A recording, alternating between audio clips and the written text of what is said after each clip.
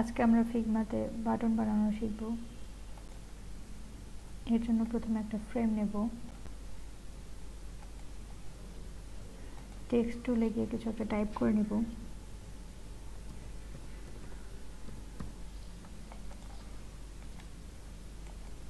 এটা আমি সেমি বোল্ডে রাখলাম।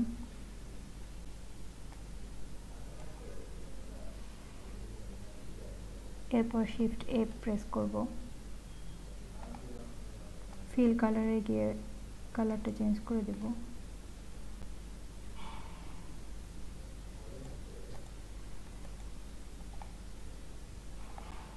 এরপর প্যাডিং অপশনে গিয়ে আমাদের ডিজাইনের সুবিধা মতো আমরা প্যাডিং চেঞ্জ করে নেব।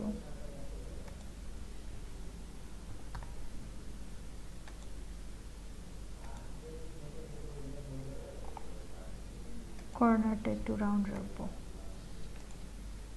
এই তো তৈরি হয়ে গেল বাটন। আমরা চাইলে টেক্সট কালার চেঞ্জ করে দিতে পারি। এই তো